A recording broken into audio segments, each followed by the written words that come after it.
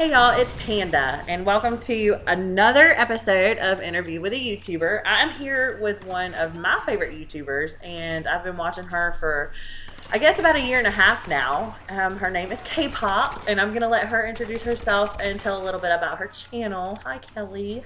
Hey Panda. Hey guys, what's up? So my channel, I've been into gaming like my whole life, so I've always enjoyed all types of games. So if you go to my channel, you'll find a pretty large variety of random things. I also live stream a lot and just constantly playing different things, and that's what I enjoy. I like sharing my love of gaming with my subscribers, and we have a good time. Yeah, she definitely does. If you guys ever go into her live stream, she's really funny. She does some really off-the-wall games, in my opinion, sometimes in your live streams that are just fun. You know what I mean? Like, you'll have, like, some Western game you were doing made me laugh really hard. Because you'd just be like, what is that dress? What is happening here? Like, I'm a little harsh to the video game characters sometimes. I'll tear them apart. But I'm a really nice person, I swear. But it's really funny to hear you like talk to the characters on the video game about, you know, what they're wearing, or like I think on this one live stream I was in, like the guy was flirting with the girl, and you're just like, geez, like trying to get it in or something like that. Yeah. It was just so funny. I'm silly, I don't know. It's funny. All right, so I have a few questions that people love to ask, but the first, we're going to go ahead and cover the generic question that everybody asks, and it's all kind of like rolled up into one. How did you get into YouTube? What like made you become a bigger YouTuber? Or did you have any breaks that made you become a YouTuber, I guess? And do you have any tips for growing your channel? Okay, so what got me into YouTube, I was actually playing Modern Warfare 2 and I just wasn't really good at it. I had just started playing first-person shooters. I had always been into video games like my whole life, but it was like Game Boy, Sega Genesis, and then I got on the PlayStation, all those games. But I'd never really done shooters. And if I had, it was like third-person shooters. Like I played Uncharted recently, but I was just starting to get into the game of Call of Duty because some friends recommended that to me, and I was like, all right, I'll try it. And I just wanted tips, and so I went on YouTube, and I was like, Modern Warfare 2 tips. I was like, maybe there's a video, maybe there's not.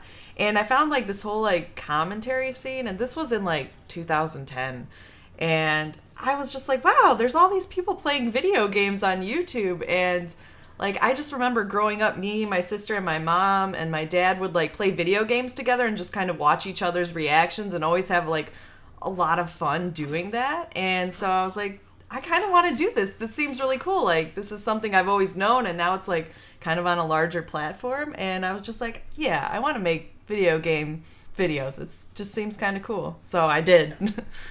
Did you ever get one big break? Oh, yeah, that's right. Sorry, I completely forgot about the other questions. Duh. My first big break was kind of interesting. So I had this series where I would like mess with boosters in Modern Warfare 2. I just kind of talk to them. I guess it's like kind of like trolling is today, only it was way back when. And I just kind of antagonized these kids who were boosting. And the series name was Boosters, Campers, and Cheaters. Oh my, like a play off Wizard of Oz. The Lions, Tigers, and Bears. Oh my. And a larger YouTuber, it was Captain Sparkles at the time, but he had a different username. I think it was like Pros Don't Talk Shit. He used that exact title on one of his machinima videos. And like, it was kind of like my subs went over there and they were like, what are you doing copying Kpopp? Oh my God. And like, of course, it's like, that's a well-known quote, and I don't think he copied it at all. Like, right. It's just something, like, it made sense to make that a title. It was a good title. And it was cool, but it actually introduced me to some other YouTubers, and this one guy named iBadMatt was like, hey, why don't you do a dual commentary with me on Machinima Respawn? And so I did the dual commentary with iBadMatt, and I got like 5,000 subscribers from that one video. Like, Machinima Respawn was like really, really popular back in the day. It got like amazing views. It's a lot slower over there now, but back then it was like, it really helped people out.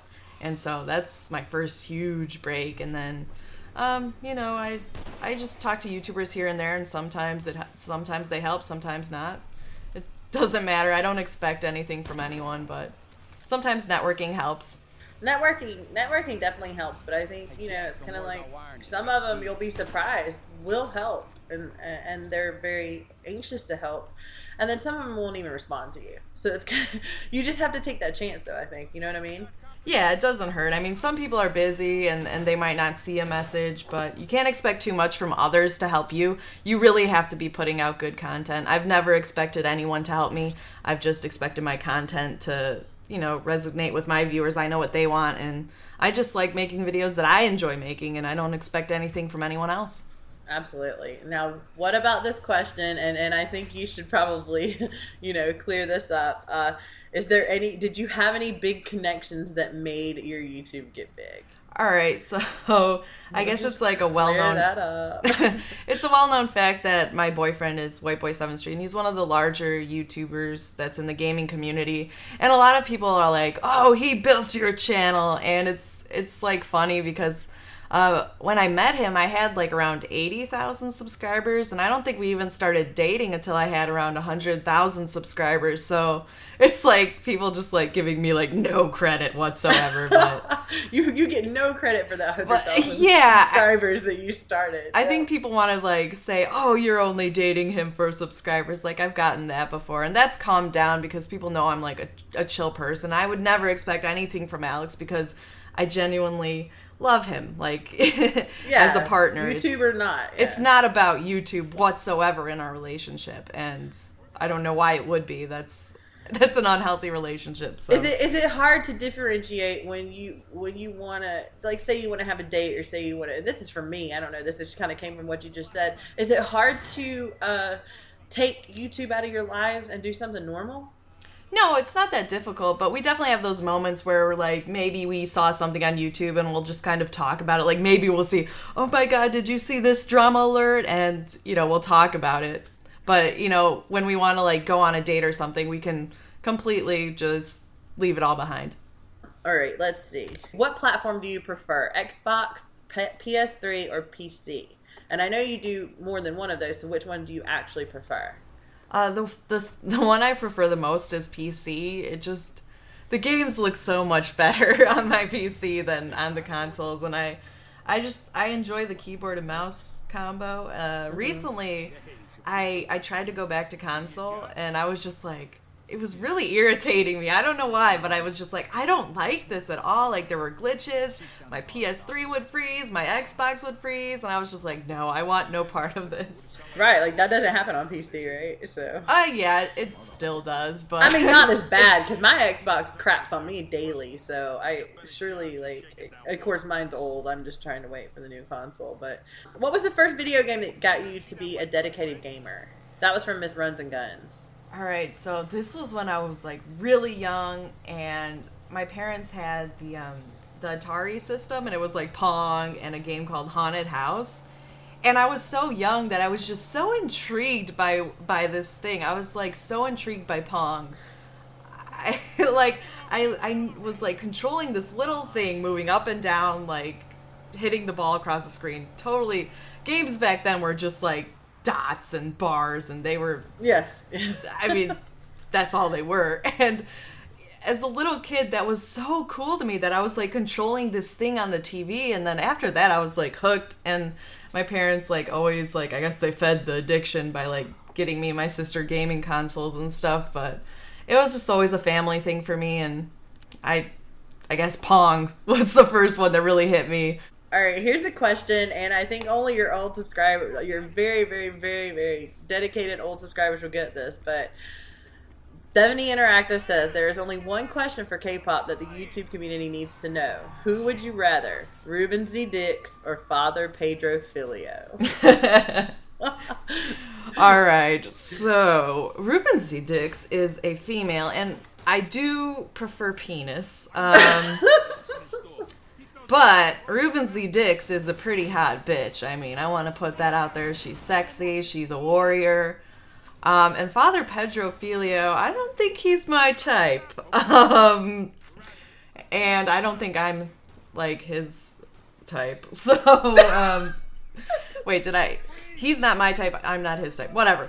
I don't know if I, like, accidentally said the same one twice. Whatever. No, you said it right. You know what I mean. Yeah, exactly. So I'm going to go with Ruben Z. Dix on this one. Even though I don't enjoy the vagina, I think she's the better choice here. She's the better vagina out of the non-enjoyment of the vagina. I can enjoy, like, you know, her good pair of boobies, and she's fit, and she's got a nice face, so. There you go. Tits, muscles, and face. We're good with that. Yes. Super Lombardi says, I love K-pop, and I want to know, how do you choose your would you rathers? All right, so I usually ask my subscribers for questions, and typically I don't get that many good questions. But what I'll do is I'll look at all of the questions, and then I'll kind of change them to make them a little bit better for, like, because would you rathers are a little difficult because you kind of have to have two opposing things that, like, are kind of difficult to choose from. Because sometimes someone will be like, would you rather kill your mother or pet a dog? And it's like, I wonder which one I'll choose. And so I kind of have to, like, fix those ones and make them a little better. And then sometimes I come up with my own when I'm just thinking randomly. A lot of the first episodes were ideas I had on my own or found on the web. So now I ask my subs because they wanted me to. They didn't like when I chose my own or did my own questions. They're like, well, let us choose. And so I try my best to do that. Right. Now, I have to include this one in there. Freedom Fries, who's a big fan of yours, a friend of ours, I would say. He's just a nice guy. He says, if you ever stop doing YouTube, would you use your degree and get a job in criminal justice field? If so, what? A bounty hunter, officer of the law, Paul Blart Mall cop? Ha ha ha. And he says, also, what is your favorite would you rather question asked since the series started? The one that really stumped you or stood you out? So first of all, would you get a job in the criminal justice field if you quit doing YouTube? All right. So I've never really looked at YouTube as like a possible career. Like I just don't think it's something that lasts, and my channel doesn't make enough money to really support, I don't know, a family or anything. But what I've been thinking of doing with my life is going to get like a master's degree and possibly further in psychology. And like something that really interests me is forensic psychology. Like I just find it very interesting. And I've been really considering going that route, or I've been considering possibly like becoming a therapist in a kind of an unrelated field, like a sex therapist. I think that would be like the coolest job ever. So I would like to get a degree in like, I don't know what that degree would be, like but sex like addiction sex, or something? yeah, like a degree in sex or something. A degree in sex. I don't know, maybe not sex, but I kind of like psychology and sociology and criminology. These are all like fields that I'm really, really interested in. So I'm still kind of confused, but. What was your favorite would you rather question? Either one that stumped you or stood out to you? One that stood out to me, I don't remember one part of the question, but I remember the answer I chose. It was something about like cantaloupe making you uncontrollably horny or something. It was this most ridiculous question, and I just remember talking about like you couldn't go to the grocery store because like there would be the produce section, and then all of a sudden you'd be like, oh my god, like you'd just be humping fruits and people would be looking at you, and I just thought it was the funniest thing. I don't know why. It's probably because I have like this dirty mind. I do not have a dirty mind at all, I tell you. Totally just kidding. People are gonna laugh at that in the comments. But anyways, okay, we're gonna wrap it up. Thank you so much, Kpopp, Kelly, for being a guest on Interview with YouTuber. This is by far one of the funniest ones I'm sure I'll have, because I think you and I, are able to be a little more funny because I've talked to you several times. So, but thank you so much for coming on. Thank you, Panda. I hope you had a good time. And everybody in the comments below, let us know what you think. All right. Bye, guys. Bye, y'all.